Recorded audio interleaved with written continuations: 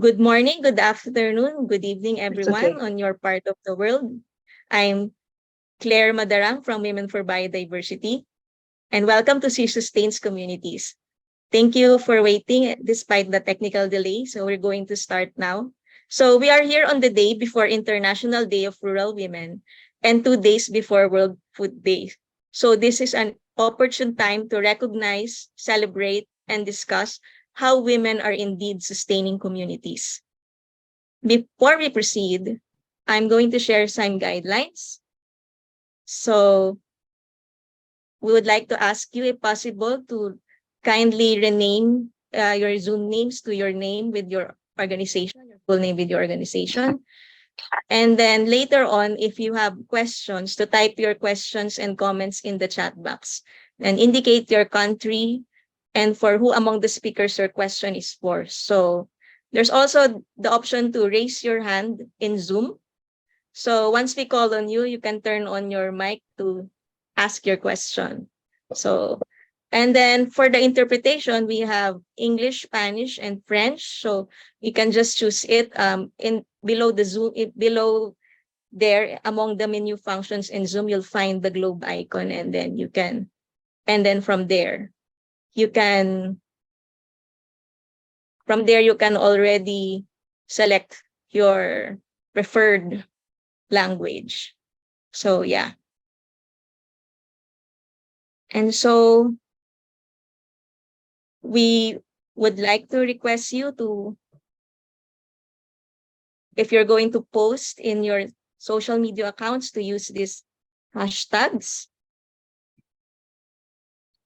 Season Stains Communities is the main hashtag, and then gender is a biodiversity issue is the secondary hashtag, and other recommended hashtags would be Women for Biodiversity, World Food Day, and International Day of Rural Women. So those 2 days are happening tomorrow and on the next and on Saturday. So, and then don't forget to tag us. We have those you can see below our social media accounts: Women for Biodive for Instagram, Women for Biodiversity in Facebook group, and Women for Biodive in Twitter. So yeah. And then next. So the objectives of this event would be, obviously we're celebrating the World Food Day and International Day of Rural Women upcoming. So tomorrow and the next day. And our specific objectives would be to gather insights and stories on rural women and their role in food sovereignty through sustainable use of natural resources and biodiversity conservation and restoration. And another objective would be to increase awareness on the need for a gender-responsive post-2020 global biodiversity framework for rural women to be truly empowered in ensuring food security for their communities and conserving and restoring ecosystems. So I know there are first timers here, I think, who haven't heard yet of post-2020 global biodiversity framework. So what is the post-2020 global biodiversity framework? It's basically a framework for humanity living in harmony with nature by 2050. So living in harmony with nature means biodiversity is conserved, restored, and used in a way that sustains a healthy planet for all. So it's a blueprint for 2050. And then this framework will guide parties to the United Nations Convention on Biological Diversity, or CBD. So these parties to the CBD are roughly 166 nations. So the framework will guide these 196 nations in their nations' biodiversity policies and programs for the next 30 years. So that's why it's living in harmony with nature by 2050. So the framework has goals and specific targets for each nation to implement. And this framework, the post-2020 Global Biodiversity Framework, will be finalized and adopted at the United Nations Biodiversity Conference, or the 15th Conference of the Parties to the CBD, or CBD COP15 in Montreal, Canada this December. You might be hearing CBD and COP15 a lot in the next hour or so. So this event is monumental because this is the time that this framework will be adopted. And yes, it will guide the nations in their biodiversity programs in the next 30 years. And the nations have yet to agree on a final draft. Right now, it's still being negotiated. So that's also why we're here, because we're trying to advocate for a gender responsive biodiversity framework. So a framework that really truly includes women. So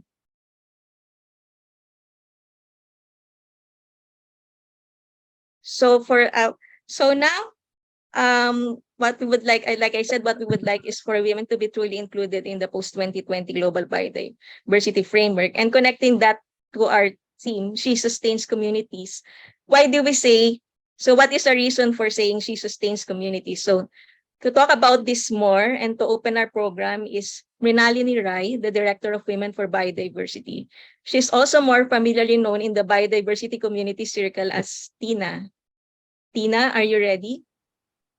Can you open your cam and share with us? Yes. Thanks, Claire. And also thank you, everybody. Good morning, good afternoon, good evening. And thank you for all of you who have joined us today. It is a great opportunity for us because what we are really doing today is combining two amazing events, the International Days, which is tomorrow, which is the International Day of Rural Women, and the day after tomorrow, which is on the World Food Day. So a warm welcome. Today's webinar commemorates both these dates and celebrates the contributions of women to sustainable, healthy, and nutritious food systems that embeds their knowledge, innovation, and practices. Gender inequality is a major cause and effect of hunger and poverty. It is estimated that 60% of chronically hungry people are women and girls. On average, women make up about 43% of the agricultural labor force in developing countries. Almost 70% of employed women in South Asia work in agriculture. Also, more than 60% of women in sub-Saharan Africa.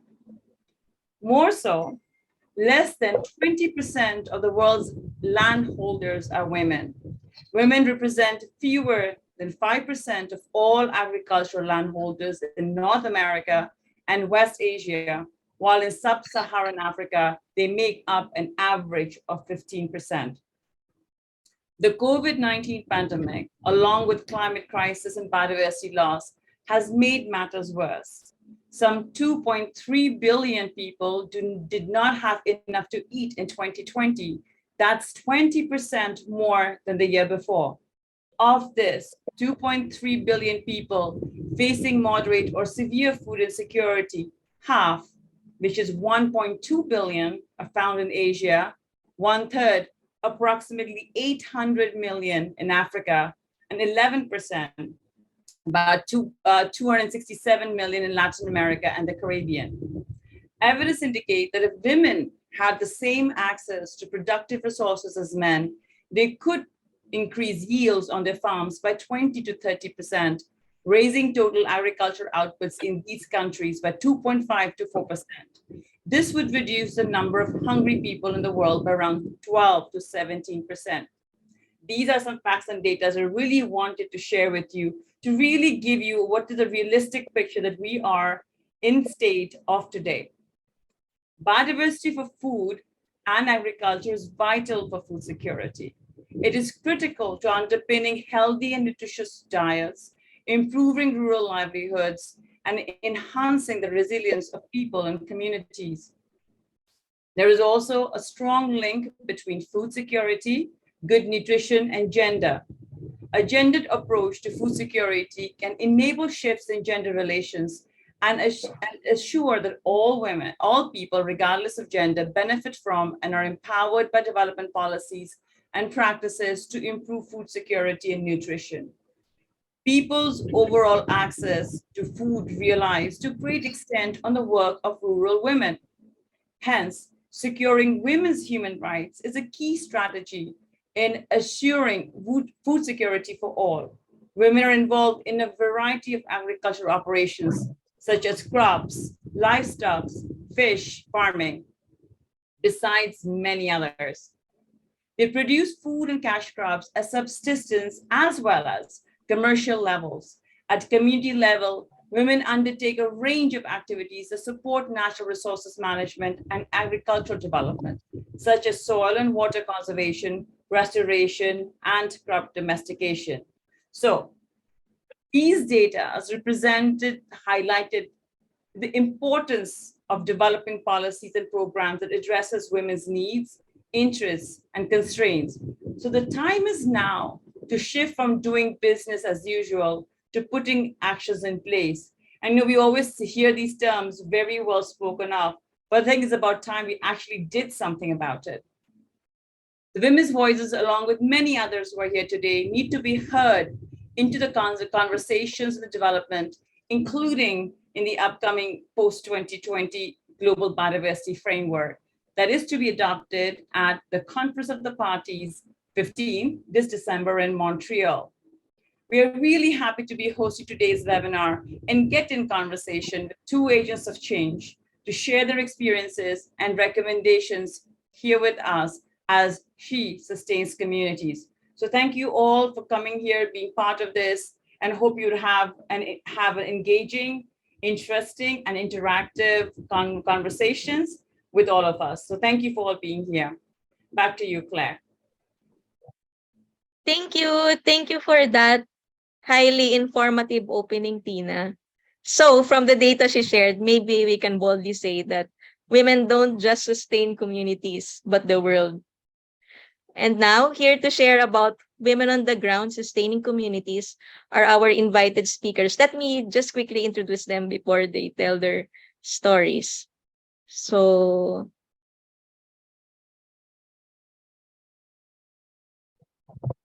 there. So, Guadalupe Yesenia Hernández Márquez is a Mexican indigenous biologist, consultant, academic, and activist in sustainable development. She works in biodiversity conservation projects based on traditional knowledge and more. She has received many awards recognizing her work. Among the indigenous traditional knowledge initiatives she is involved in is Sustainable Mezcal, a spirit drink, and Tejate, a daily heritage drink. And then Gargie Mangulkar is a feminist researcher activist. She's currently working as national coordinator for MAKAAM, or in English, Forum for Women Farmers' Rights, a pan-Indian alliance of women farmers. She has a postgraduate degree in international relations, as well as in gender, culture, and development studies. So, hello, Guadalupe and Gargie. It's so good to have you. I hope you're both having a good Friday. So, I'll dive right in with the questions so you can start sharing your stories. Everyone, we have 3 questions for these remarkable women. So, first question is really about your observations and experiences on the ground. How do rural women, especially in your area, contribute to food security and sovereignty? And how do these rural women contribute to sustainable use of natural resources, as well as in biodiversity conservation and restoration? May you share specific stories based on your observations and experiences on the ground? So, who would like to share first?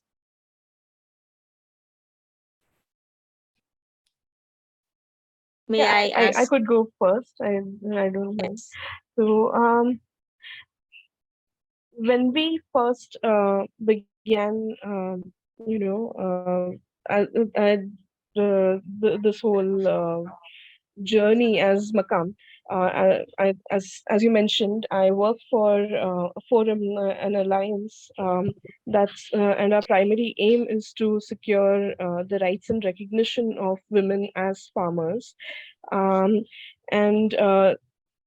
that cannot happen unless and until we visibilize the contributions and recognize the labor that that rural women have, in at least within India. That is what we are seeing, is that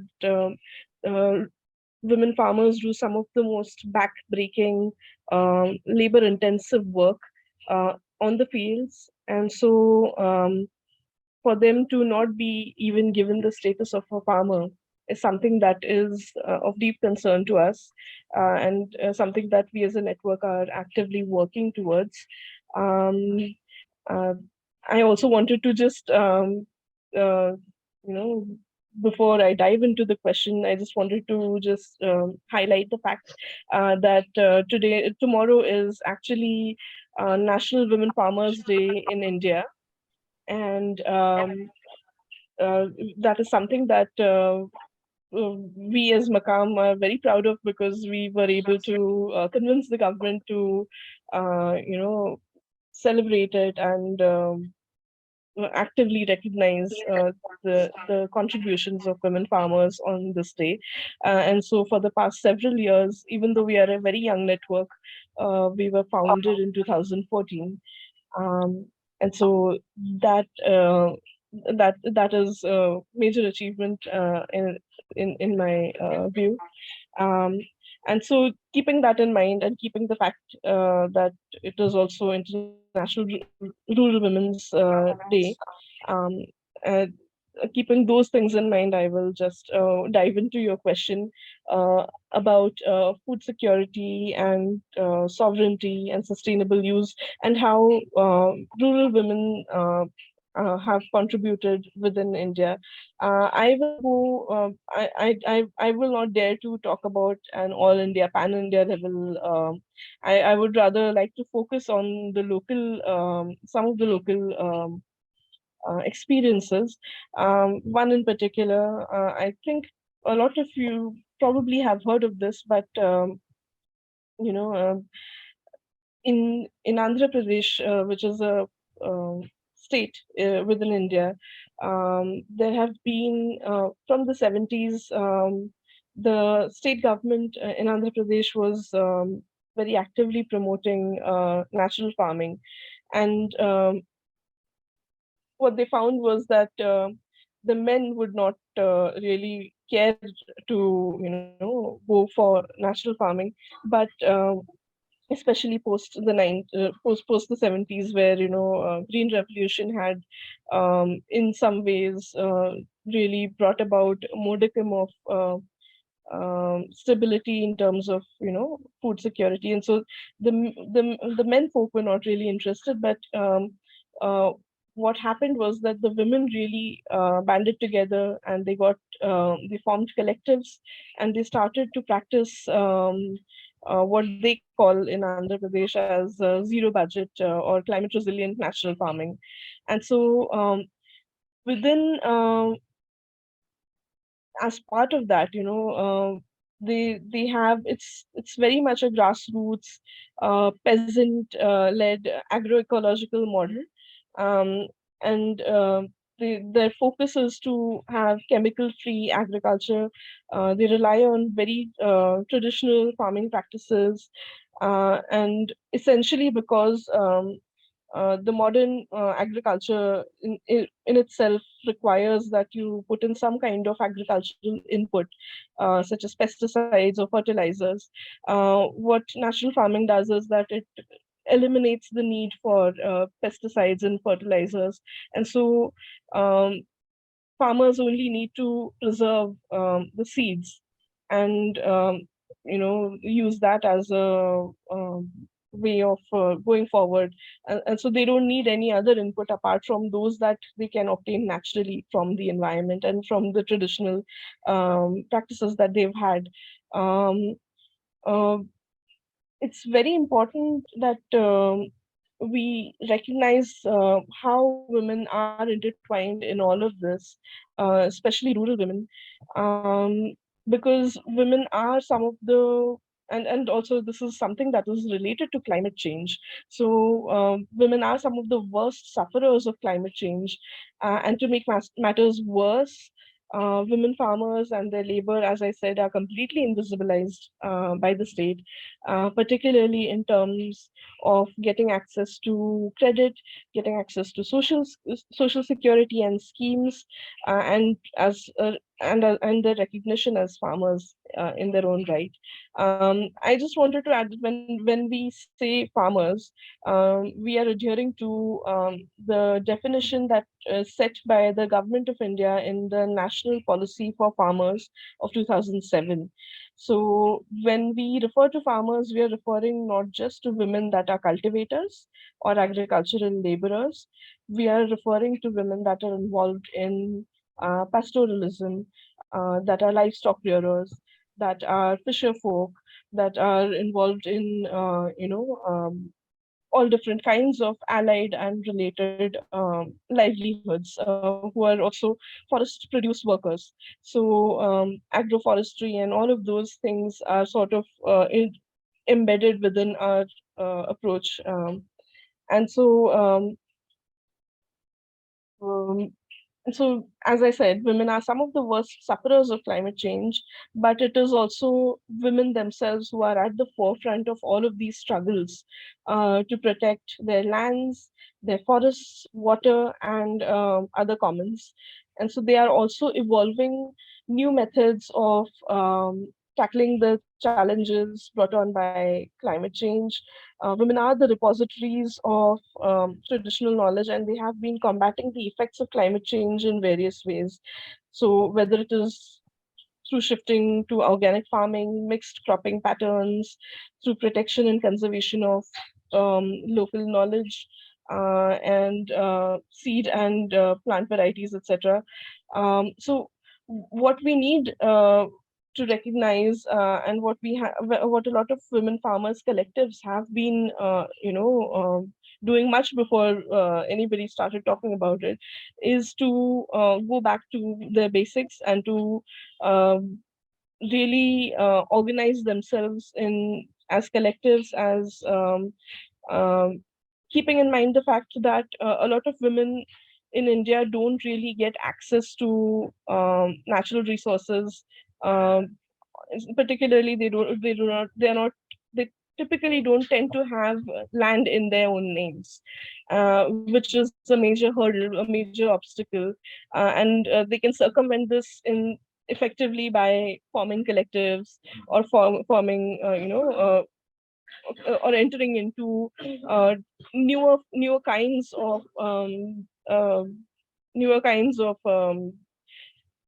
group farming, or those kinds of exercises, or those kinds of experiments, which we are seeing here in Andhra Pradesh. It's not just in one state. We are seeing something like this happening in a lot of states across the country. So yeah, and also just if I could add, I must admit I'm not somebody who has thought as much or given as much time to think about what the term food sovereignty uh, would actually mean in very real terms. I've often used it very interchangeably with food security, but as I learned in the course of my preparation for today's discussion, it turns out there is indeed a difference.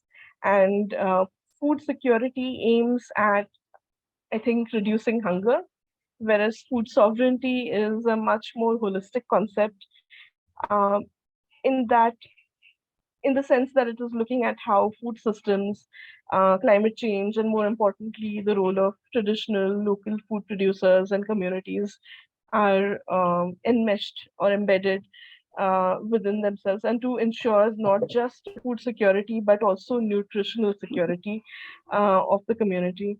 So one could think of food security as a sort of top-down, purely economical approach, whereas food sovereignty, in that sense, is very much a political concept, as I understand it.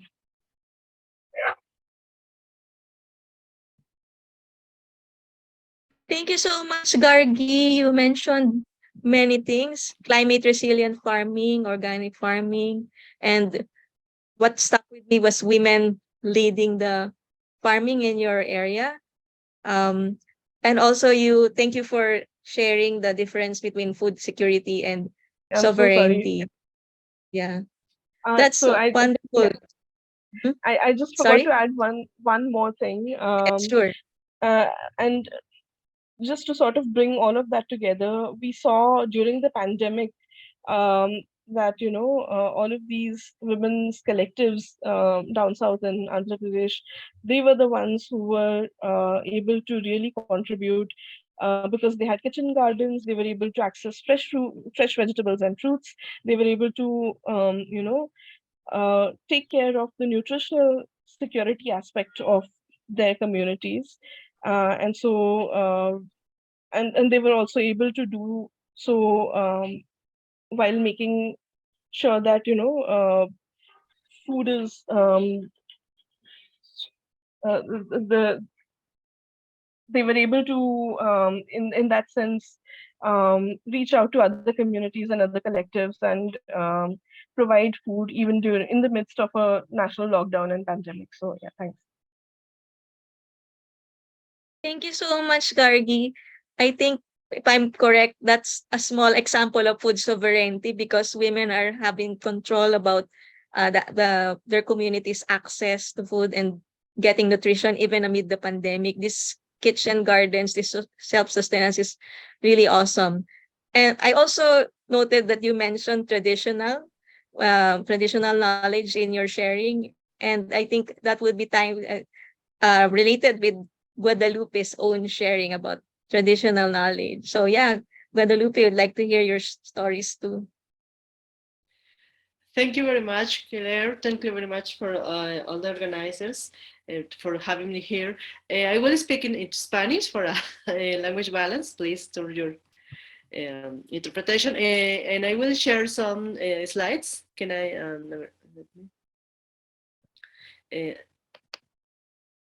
I have some examples of the contribution, but first, no, this is this was my last. I'm sorry. Sorry. I start by the last. Okay. Okay. First, primero, vamos a hablar de por qué es importante. First of all, we're going to talk about why it is important for us in the local context, agriculture. If we look at the world map, we have these red dots that are showing agricultural zones or zones where agriculture has been used for many, many years. We have India, China, and here we have Mexico, the south of Mexico, where we have one of the main crops, that is corn. Particularly in Oaxaca, we have some caves where about 2,000 years ago, pumpkin and turkey were the domestication. In Oaxaca, we have evidence of the domestication of these two elements. Now I'm going to talk about what women have made on this. There are some really strong theories that women are the creators of agriculture. They were at home protecting the seeds. So women have a very strong contribution in agriculture. There's a term that is agrobiodiversity, and that term talks about the diversity of environments, seeds, crops, species of animals. So the people who keep the seeds, who select the seed, are women. There are even some rituals related to the selection of seeds. So here we have some examples of spaces that are special for seed keeping. For example, in Guatemala, every time there is a new species of corn, they plant it every 100 years, and that's the way they count time. We also have some drinks that are part of our food heritage, and all of these come from seeds, from kitchen gardens, from different agricultural practices that are transmitted by women. through women and also to their children. There are some practices that are exclusive to women, which is the case of kitchen gardens. And these are spaces that go beyond agricultural practices. Also, social practices are involved, exchanges, a network of connections and relations between women and families.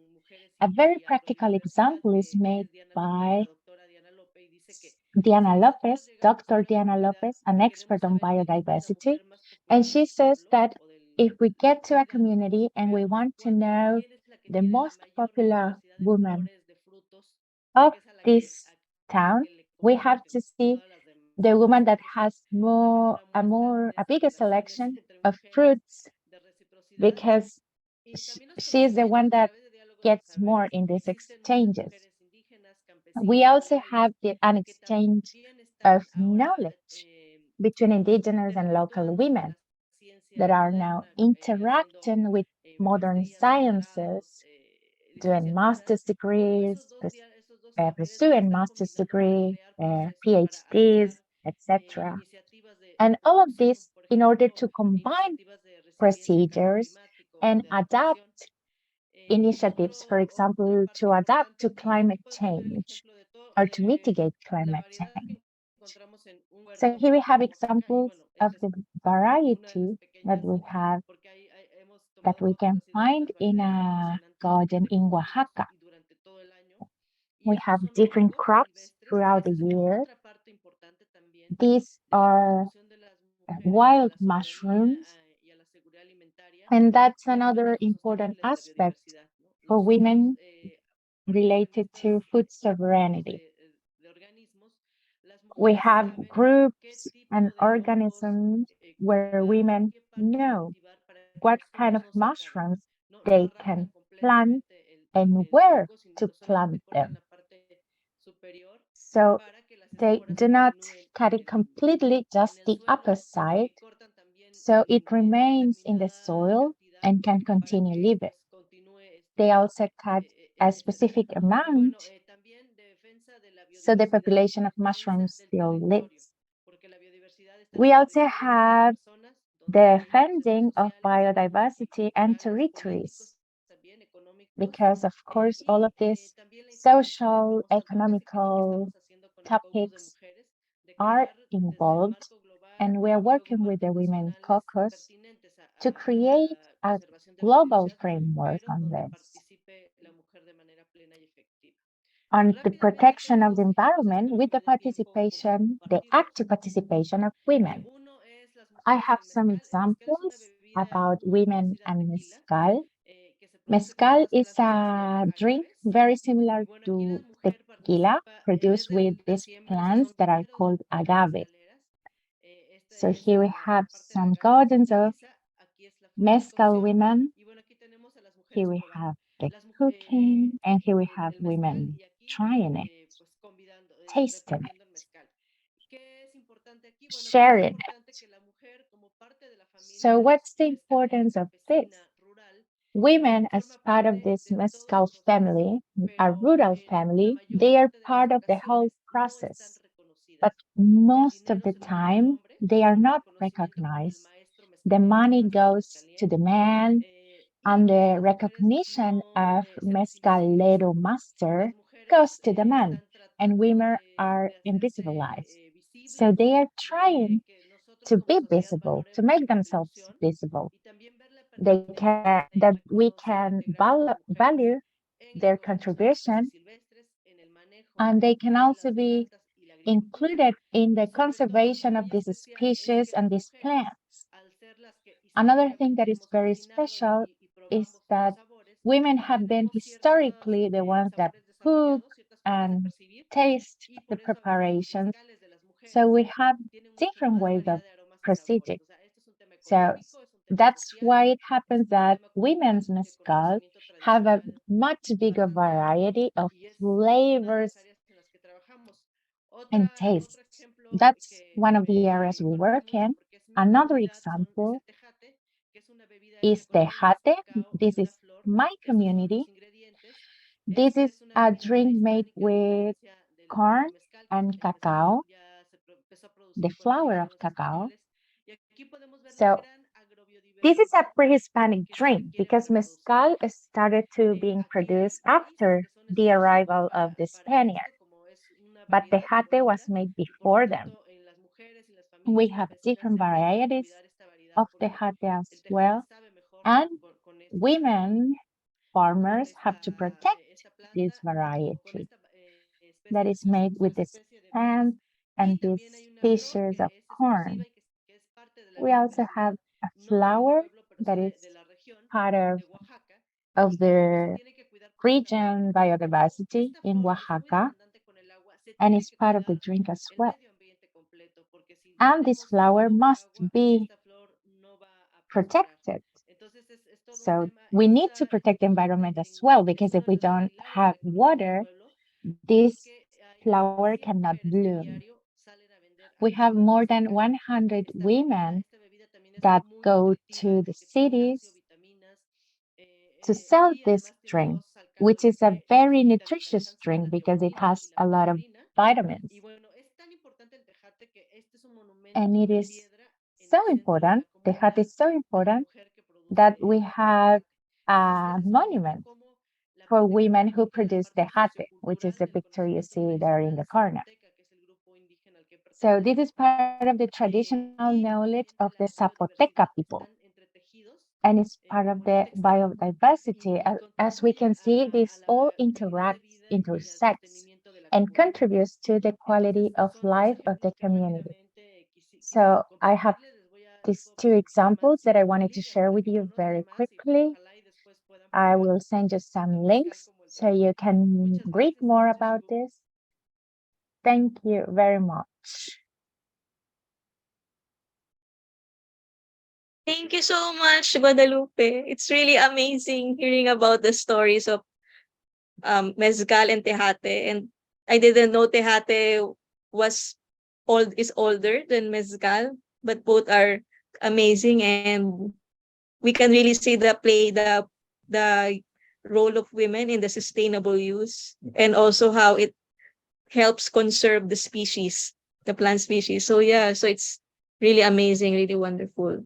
So related to the first question, which is we celebrated the stories of rural women sustaining communities.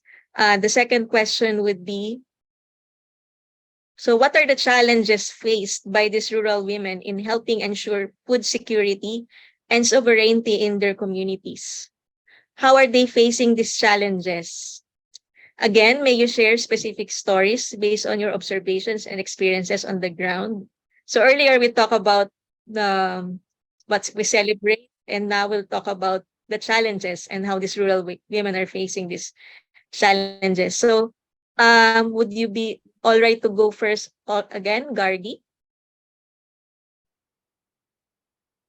Um, yeah, sure. So,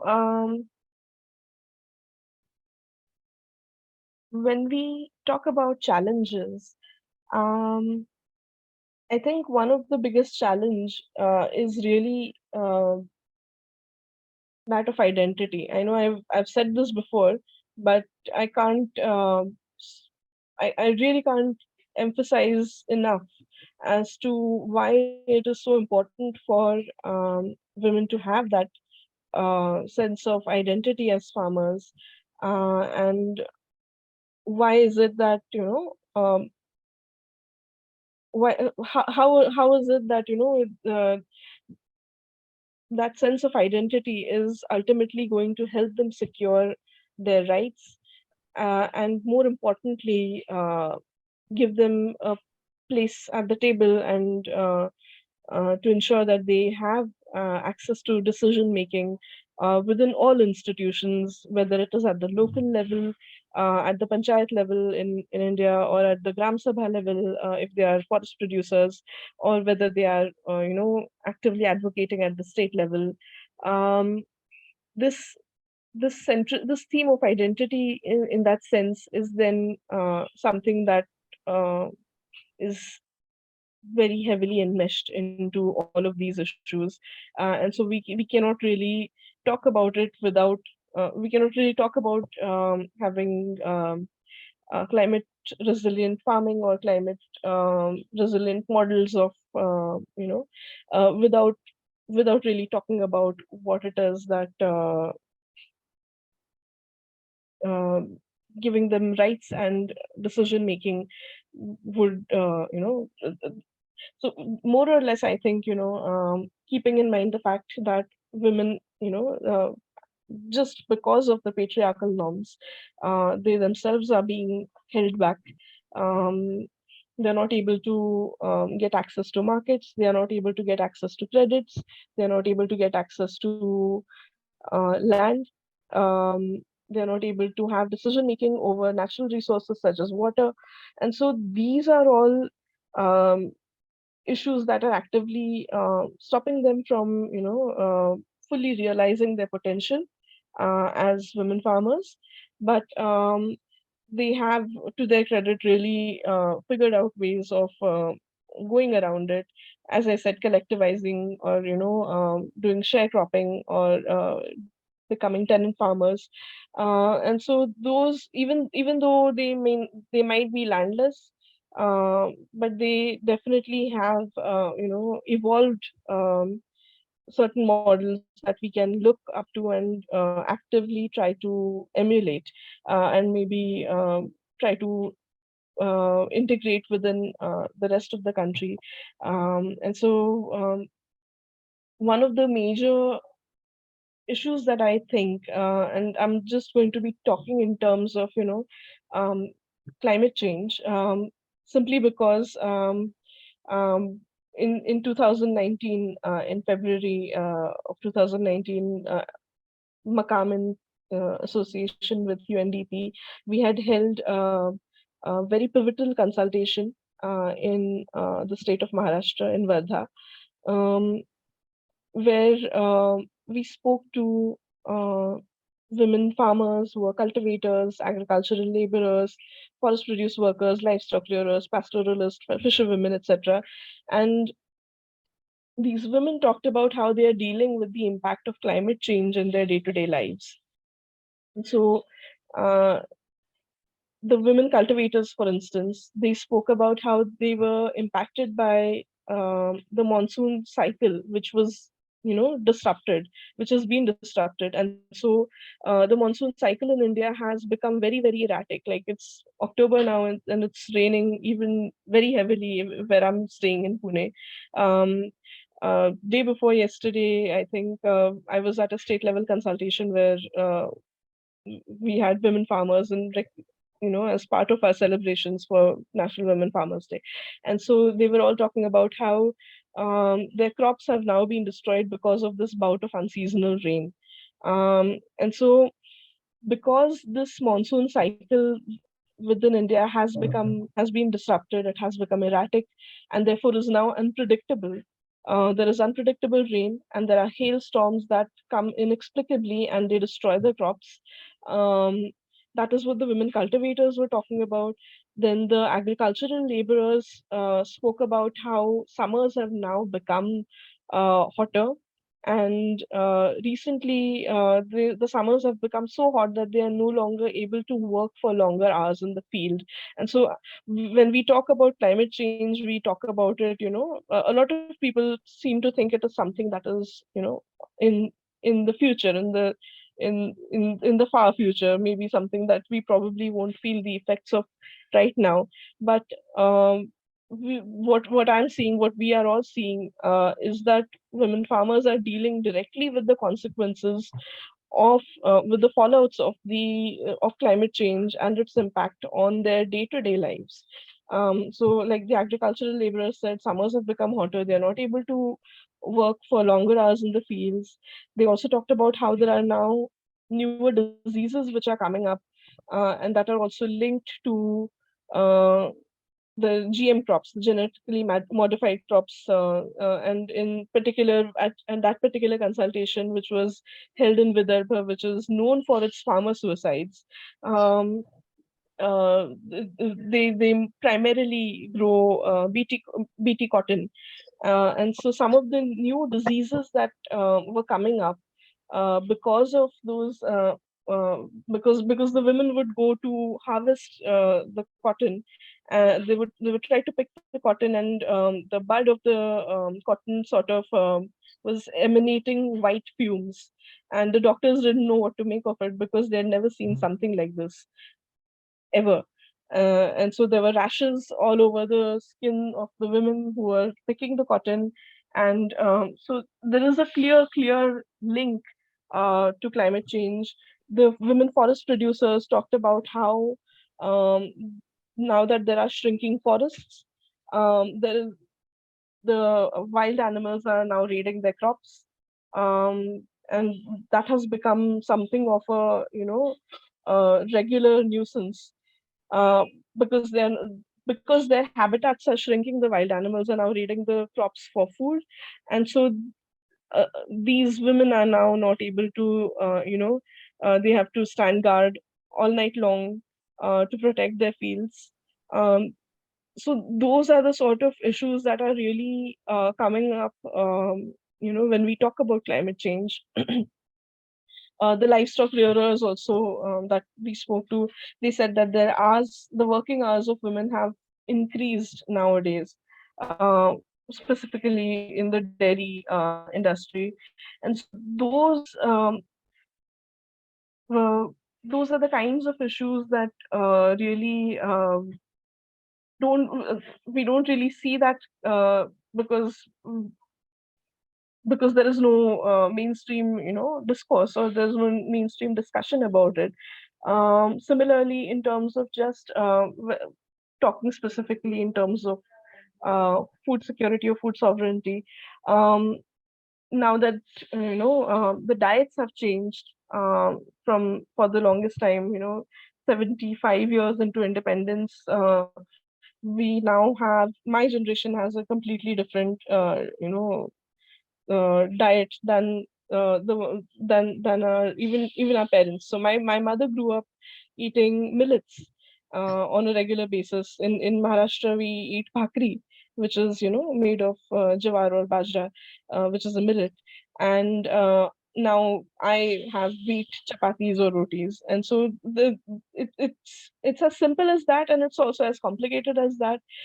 We are seeing that a lot of the women farmers are now going back to millets in an effort to keeping in mind that they are also the traditional food that we've had for the longest time in India. And they've started now changing their cropping patterns. Um, uh, we've seen for a lot of time that there was monocropping and cash crops, and that has sort of destroyed the fertility of the soil, and also just not helped the women or the family to secure their um, nutritional or food security status. And so so from monocropping and cash crops to now multi-cropping, we are going back to we're seeing women going back to uh, that kind of a diverse and richer tradition that was there before. And I know there was a question in the chat box about the government of India. As I said, the central government has been pushing for natural farming, but we really must question the manner in which they are planning to implement this.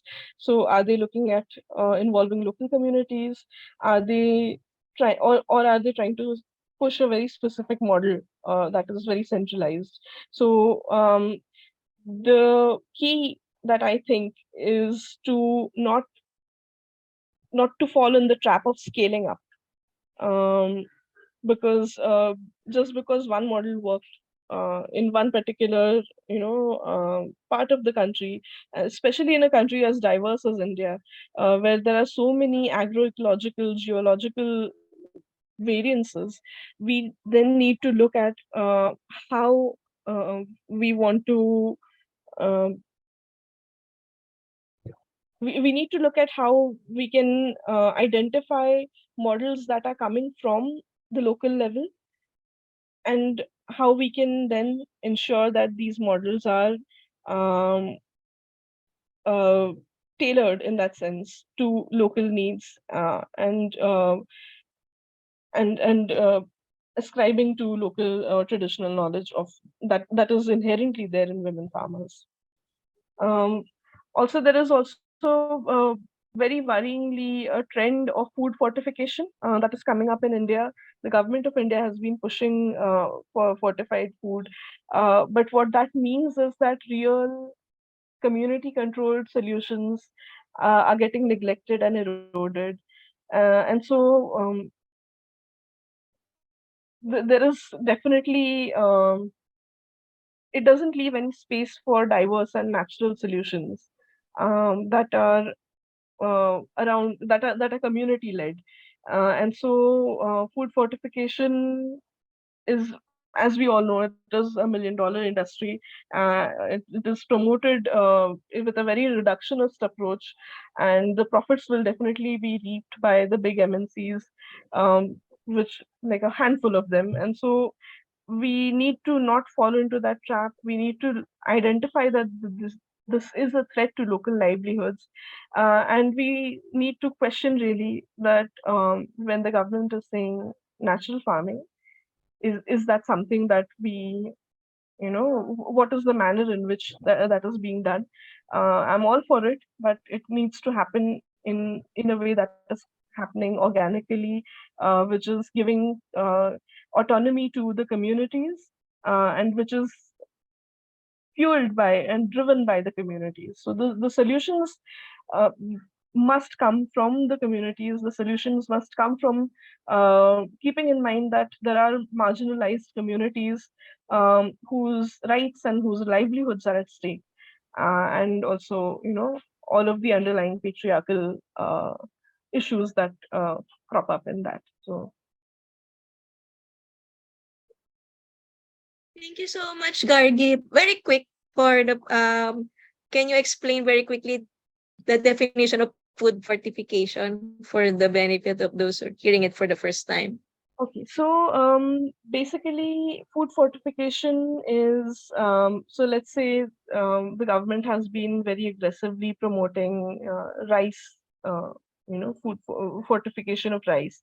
And so when you say there are certain, there's an addition of certain chemicals or synthetic vitamins or minerals. So in the case of rice, they are saying, iron or folic acid or whatever, iodine, zinc, whatever. And so these are not naturally occurring in these particular foods. And they are added then to those foods in, when they in a post harvest stage. So um, those kinds of variants are specifically done through purposive breeding of plant varieties using, genetically modified, all of the technology that is there for genetic engineering of crops. And so that is biofortification, and that is being done with the express purpose of you know they're saying that it will address certain um, uh, what do you call it, undernutrition or some kind of deficiency. It will address some kind of nutritional deficiency, but we really need to be a little bit wary about what it means, um, and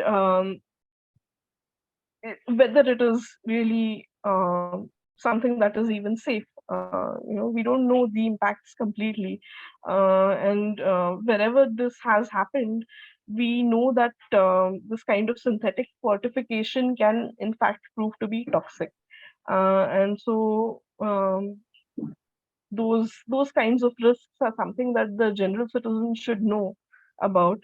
But I think maybe that is a discussion for another time.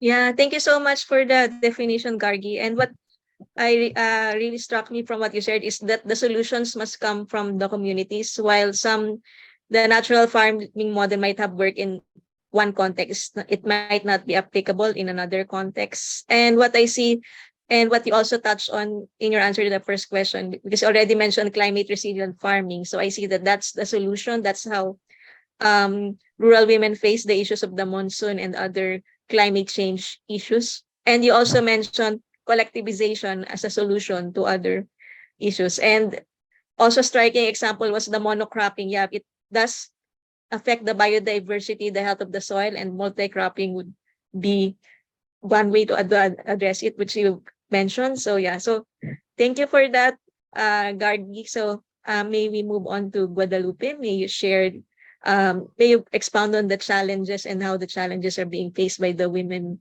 in the Tejate and the Mezcal context. Thank you. Thank you very much. I think the most of the sisters here are English speakers, and I will speak into English. Women, I think the women are the first affected for the biodiversity, the climate, and the soil crisis, and we are the last in to get benefits of the economic from the economic growth. This is a true, and but this true. We are here and we are working to change this big problem. We have a lot of challenges, despite in Mexico, indigenous peoples and women, we have more rights than in other parts. We're still facing violence economic. For instance, in the mezcal economic activity, the women that we are invisible, this is a kind of economic violence. And also we have challenges related with the access to the land and to the natural resources, because our cultural laws are still with having a lot of patriarchy definitions and ways to develop it. Also, we have not at the local level access to the decision making. We are having some changes in the laws, in the national local laws, but we are not getting enough power at the local level. Oh, sorry. And also we are facing impacts on climate change with the water, and some materials for our food production, and we have the disparities in the access to education. Also, the structures and the culture that are still promoting the idea that the women must to have a husband, children, and the scholarship or the education is not important. And another problem is the alcoholism in some places that promotes other violences. And the loss of ecosystems is other problems in general for all the communities, but especially for women.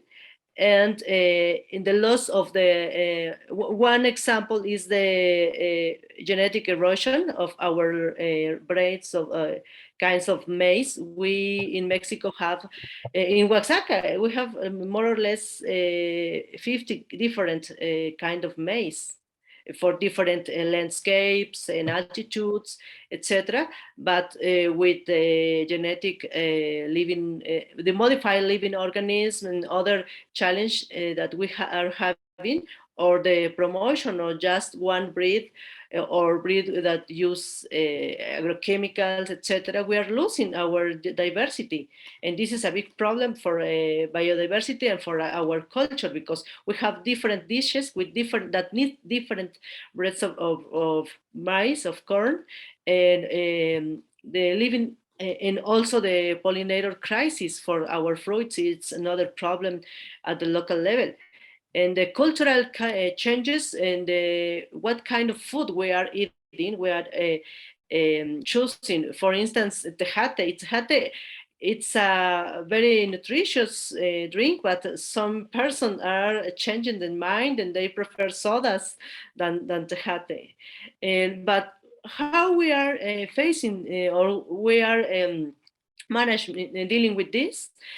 First, the adaptation. We are we are having new ways to create, to produce, or to produce changes to produce plants with less water requirements. For instance, with changing maize or corn for agave or agave. But this is not good for the culture, but this is a way to survive in the local communities. And also we are looking for watching to looking for the traditional knowledge and traditional management to do the things, because traditional knowledge led us to adapt and to manage our landscapes, our ecosystems. One example is with the COVID crisis. The many communities closed the entries, and the people can to entry and to go out from the communities. So we need to check what we can to produce or how we can to survive. And this was a good opportunity to rescue our all this knowledge, and also the knowledge of which kind of plants we can eat, edible plants from the wild spaces. Also, we are promoting the organization, as the sister Gargie mentioned. We are organizing the women that produce mezcal to have their own company without the man or the husband's or father's power, and creating capacities and to getting funds to have all the elements to produce, and also taking advantage of the women or the certifications from women products, or having the gender sensitive initiatives or gender solidarity, sisterhood, promoting the mezcal from women to women. And this is one of a way. And for Tejate, since 20 years ago, the women and the local authority are organizing a festivity and also diversifying the products. If the people don't want to drink Tejate, but we have cookies, we have mezcal with tejate, we have different derivatives, also cakes with tejate taste, to diversify and to keep the tejate, because tejate, if you don't drink today, for tomorrow you can't.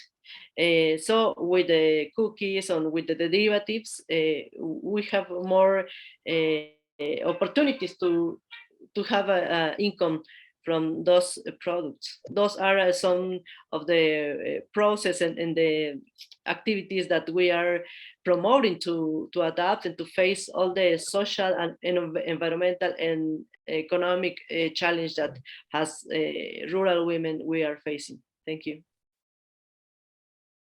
Thank you, Guadalupe. It's amazing how, from your latest example, how the women adapted. Because you mentioned with Tejate that some people might not want to drink it anymore since it's a traditional drink, but they're having these festivals and these Tejate-derived products. And with the mezcal, you mentioned the women as a collective doing mezcal production on their own terms. So yeah, I pray for women empowerment. And I guess a small example somehow of food sovereignty. So yeah, thank you, Gargie and Guadalupe. So before I move on to my last question, I would just like to share, because this is going to be about the policy, the post-2020 Global Biodiversity Framework I shared a while ago. So again, to recap, the post-2020 Global Biodiversity Framework will be the one that roughly 196 nations or parties to the Convention on Biological Diversity will adopt and will guide their policies for the next 30 years. So for the next 30 years, the post-2020 Global Biodiversity Framework will be the guide for all biodiversity programs. And we're trying to make women truly included in this framework And one of the targets that many parties to the Convention on Biological Diversity supported is Target 22, the standard. As I mentioned earlier, the framework has goals and targets. So the targets are there to be implemented. So one of the targets that there, which is a victory for women, currently it's there, the Target 22.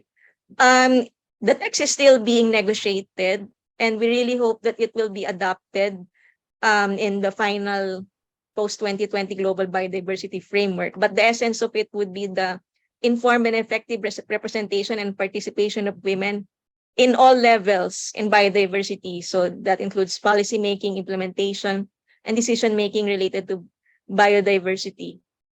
And aside from this, for the Target 22, the text is being negotiated. There's also an alternative text proposal which mentions recognition of women and girls' equal rights and access to land and natural resources. The post-2020 Global Biodiversity Framework also directly mentions agriculture. So Target 10 directly mentions agricultural areas being sustainably managed and contributing to biodiversity conservation and restoration. So there are other targets that they don't directly mention agriculture, but you can see their connection because there are references like livelihood dependent on biodiversity. And I remember both Gargie and Guadalupe mentioning biodiversity livelihoods. So from here, I'd like to ask my last question. So one of the targets in the current draft, it was mentioned that Target 22 is aiming for women's genuine inclusion. So, and we also have the target mentioning agriculture and other related targets. So how would the gender responsive post-2020 global biodiversity framework, how can this target or truly gender responsive framework will help women in the situations you mentioned, in the challenges you mentioned earlier? How can this framework, if it's truly inclusive of women, help in food sovereignty, women's food sovereignty? So, and what would Target 22 specifically help in achieving that, the food sovereignty and true inclusion of women? And also a follow-up to that, since we mentioned Target 10 and related targets to agriculture, how would having these agriculture-related targets help address the challenges you mentioned earlier and help improve the situation of rural women in general? So, yeah. So, Gargie, can you be first again? Thank you. Hi. So from what I understood about the gender responsive post 2020 framework, the global biodiversity framework that you mentioned. Um, um, from what I understood, it is standing for women's participation in decision making within India. While we are already talking about it, and to a certain extent, we are seeing. So in Maharashtra, there is a region called Gadchiroli, a district called Gadchiroli, and which is a mostly tribal district, and we are seeing that there are all these through the help of various organizations.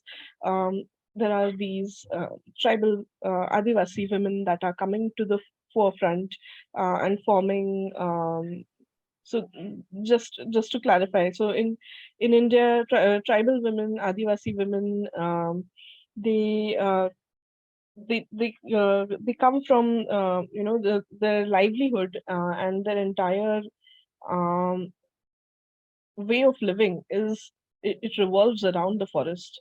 I'm certain that it happens. It might be the case for most of the other tribal communities around the world, and within the Adivasis, there is no concept of storing. So their entire the thrust of their thought is that the philosophy is that whatever you hunt or whatever you gather during the day is fresh and should be consumed, and they do not store any of that food.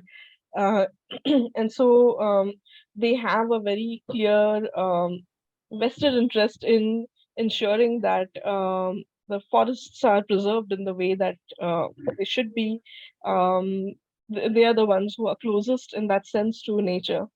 And so uh, in Gadchiroli, as I said, so many of these women have come forward and formed all women gram sabhas, which are the community rights in India are sort of um, um, regulated through gram sabhas and not gram panchayats, and so these women have formed all women. They are heading their villages.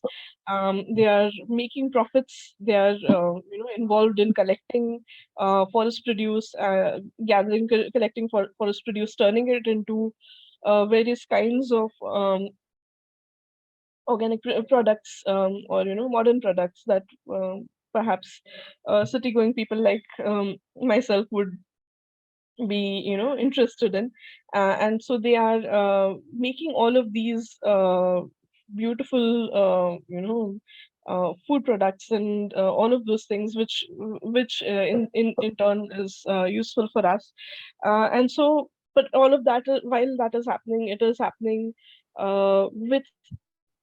with their full and effective participation, as you mentioned, in decision making, and that is being done. Those decisions are being made by the women themselves.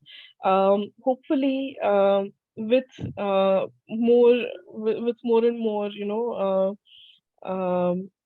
as the time goes by, as through our efforts, hopefully we would be able to reach that level, and I think that definitely fulfills one aspect of um, what you were talking about in the framework that you mentioned, the targets that you mentioned, and as I said again, having access to another aspect that was mentioned was having equal rights to and control over land and resources, and we can't have that unless women are identified in India's case as farmers, because all of the government schemes and all of the government entitlements, social security or otherwise, are linked to their status as farmers.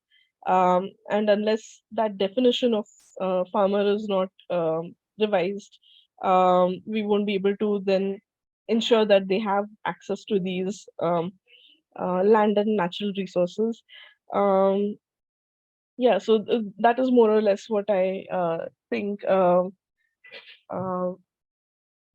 Basically, have women within, your ensuring that all of the most marginalized of women who are in their own capacity, one of the most strongest repositories of traditional knowledge. They are the ones whose rights and whose voices and whose knowledge should be protected and should be brought to the fore. And they are the ones who should be, um, uh, who should be leading this from the forefront, and they are. But hopefully, it would be a lot more. And I hope that this framework, I'm certain that this framework would be is the way to go for us um, to lead to that kind of just and equitable world. Thank you so much, Gargie. So you emphasized earlier that it's important really for women to have equal rights and access to land and resources. I think you also mentioned that in your answer to the first and second question. So yeah, so Target 22, the current text proposes that. So yeah, so hopefully, yeah, with this target and with the gender responsive framework, yeah, it will contribute to what you said, a just and equitable world for women. So thank you, Gargie. So Guadalupe, may we hear your thoughts also? Yeah, thanks, Claire. First of all, regarding the gender responsive post 2020, I think it's important. The main contribution is made to making visible that the women plays a we played a critical role in biodiversity conservation, sustainable use, and the benefits from the genetic resources. And we are key if we want to achieve all the ambitious targets that we are trying to put in the documents and to have as an agreement.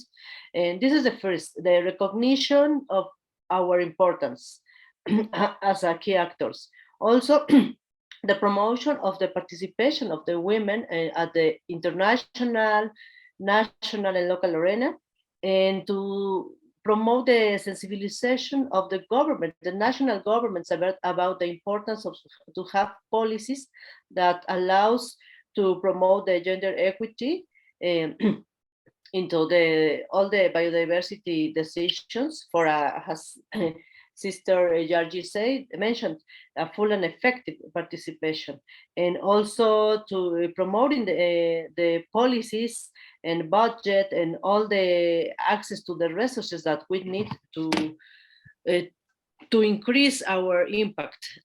And I would like to talk about more about the food sovereignty and the food and the targets relate with these items, because food sovereignty is important, because if we choose what we can to plant, to cultivate, and to eat, and if we are free to do that, we are contributing to biodiversity conservation and cultural conservation, and also for a good nutrition. I really believe in, I trust in the coevolution, and I trust in that we must to eat that the plants and the animals with we coevolution, and all the plants and animals are at the local and the local level and in our region. And this is important because coevolution lets us to conserve nature and to have a better health. And second, the agrobiodiversity is a key issue.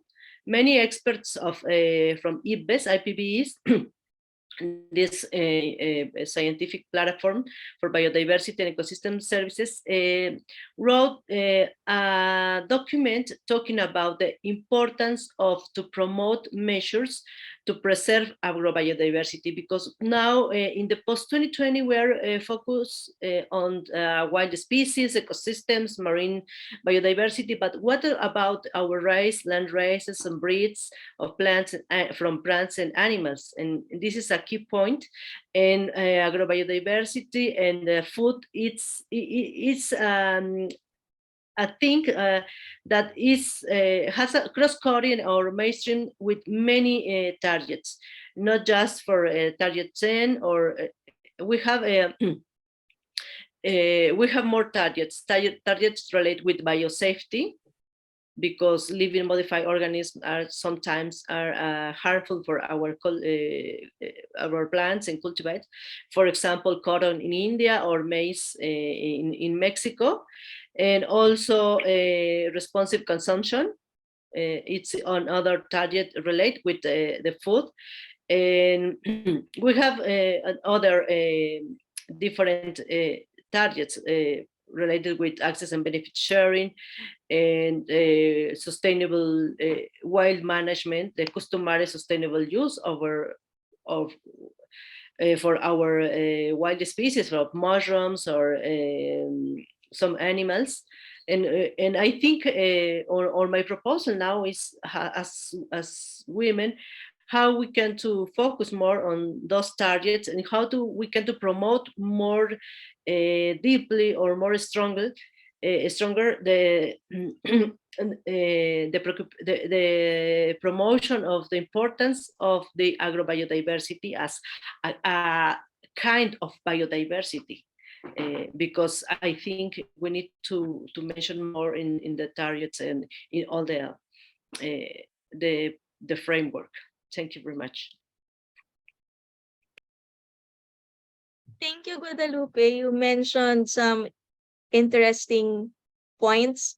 I'd also like to go back to what you mentioned about budget and financing, because for it to be move forward, for women to be truly included, there needs to be financing, a budget for us, for women, for rural women. Yeah. And you also mentioned the sustainable management, and my understanding of that is to just sustainable management is to just grow and to harvest what you need so that it maintains the balance of the ecosystem. So all these things and all this considerations for our local flora and fauna, I guess, would be really helpful.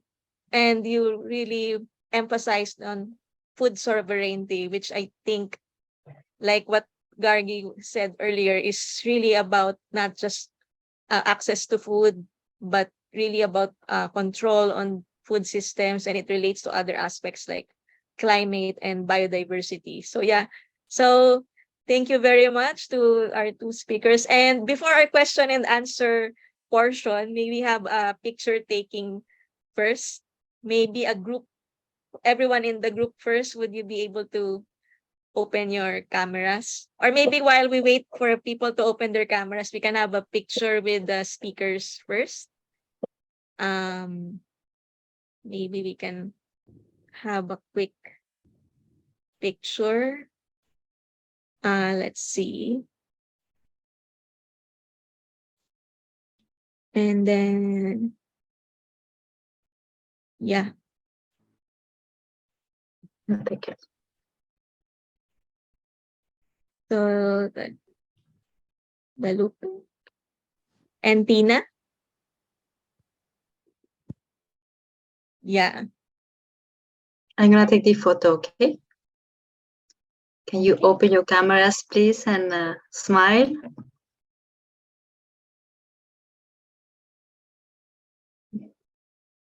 Let's all smile. Okay. 3, Everyone 2, smile. 1.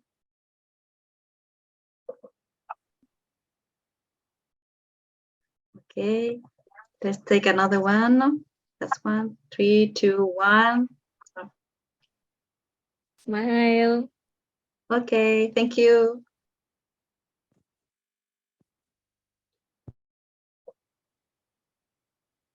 Has everyone been captured already, the group photo? Okay.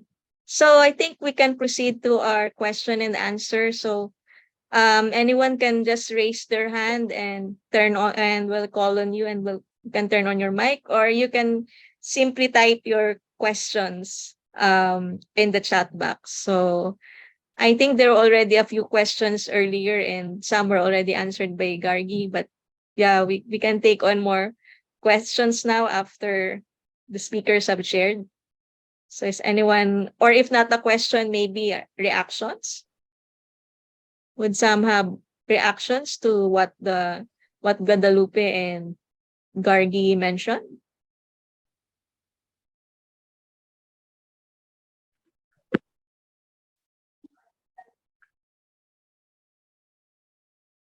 While everyone is thinking of their questions, I'm also going to leave here the link to our feedback form. So it would be really helpful if you can share your thoughts, what you learned in this session. Oh, I'm going to share the full link so that it will be clickable. So yeah.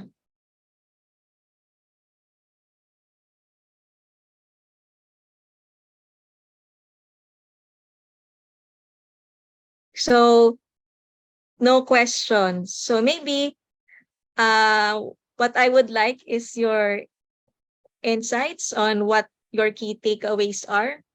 I actually have anyone is familiar with Mentimeter? So maybe we can input our, or you can just type your takeaways in the chat box, if any. So before we end, maybe it would be great to hear just any few last few words, few closing statements from Guadalupe and Gargie. Wow. So Guadalupe maybe, oh wait, but Gargie is already turning on her mic. So I was thinking maybe Guadalupe would like to go first this time. So yeah, maybe Guadalupe, you can Okay. just any final statement. Yeah. Yes. Okay. Thank you very much again for having me here. I have a lot of ideas in my mind, but I think one of the first is that to think about the importance of the rural women for food sovereignty and for the nutrition and the culture of our families and for the communities and for the world. If we summarize of all the women that in this time, in this moment, are collecting seeds, are growing, are taking care, or are making food, we can imagine all the impact because the food and the first care in at the local level, it's the base for the many economic and social activities. So we need to have more or reflect this importance in the documents, in the policies, in the budgets, in the access to the benefits of the economic growth and development. And for the food and the rural women are two issues that are very sorry very close to biodiversity conservation, sustainable use, and access and benefit sharing. And really, I appreciate this effort because I think it's important to promote this kind of messages. And also to promote the importance of the post 2020 biodiversity framework and the importance of to have a clear and a strong positions for the inclusion of women and other sectors, but especially women, as Tina has mentioned in many times, women are more than the half of the global population. We need the humanity, the human needs the other half, or to work together jointly, two halves, the men and women, to achieve and to face all the social, economic, and environmental crises. And really expect that this message could to increase the expectations or increase the interest into learn more about the role and the impacts of the rural women for food sovereignty, and to think about the food sovereignty as a critical issue for the countries and for the communities.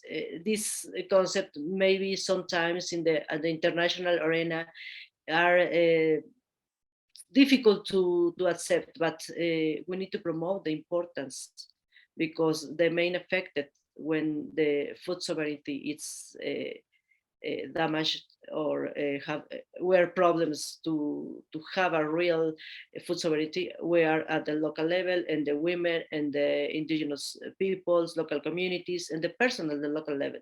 Maybe at the global level, the companies of the governments are promoting decisions to have a global food systems that where they in India and in Mexico the people eat the same thing, but not, we are different.